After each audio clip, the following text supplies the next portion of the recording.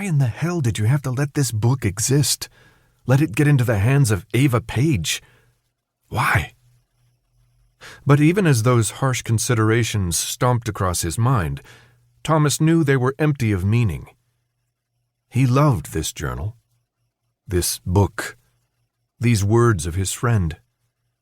Any pain they brought back only served to frame the bigger picture, the canvas upon which a piece of Newt's life had been painted, for them to have forever.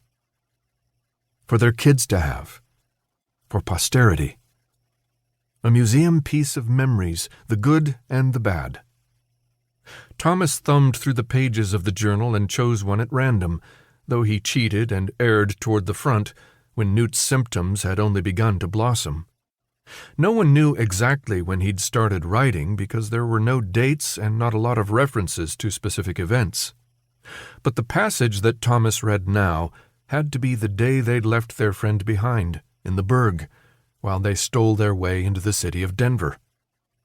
Thomas breathed in each word, savored it, pondered it.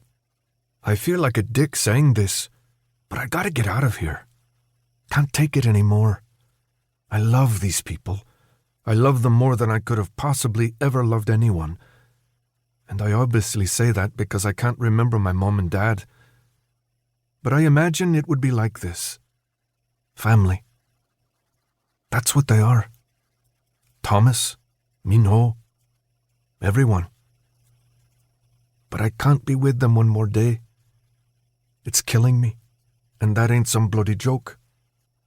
I'm done. For them, I'm done. Gone. And that ain't a joke either.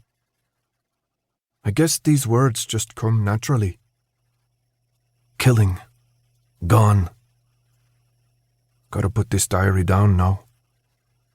I have another note to write.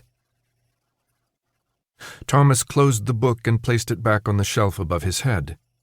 Then he lay down on his side, legs curled up to his body, head on forearm, and he stared at the wet fields of ocean that stretched to every limit of thought and sight.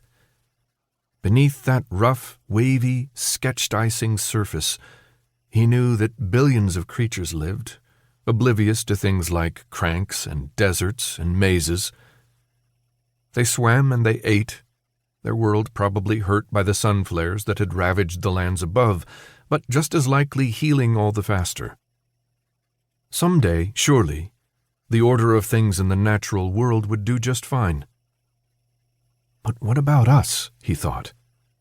What about the humans?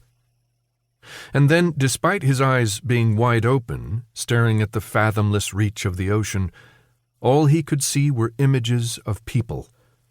Newt, Teresa, Albie, Chuck. So many lives lost.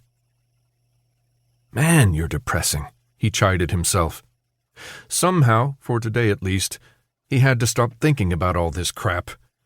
He got up, grabbed Newt's journal, and headed down the path that wound its way along the cliff and through the sandy grasses, finally leading to the new glade. It wasn't much as of yet, but someday it might be. Give the humans a chance, right? "Hey!" someone shouted from up ahead. Frypan. "I figured out a new way to cook these damn fish." Thomas could already smell it. Part 1. 73 years later. It's a funny thing, losing what you love. When able, I think often about loss. If I could go back in time to my earliest youth, and some godly, magical being had shown me the future and given me a choice, what would I have chosen? If this God had revealed to me the two major losses of my life and allowed me to prevent only one, which would I have selected? Newt, this heavenly creature might have said, your mind or your friends? I now know my answer. What's the difference? The Book of Newt. Chapter 1. Trinity of Terror. 1. Alexandra. In a place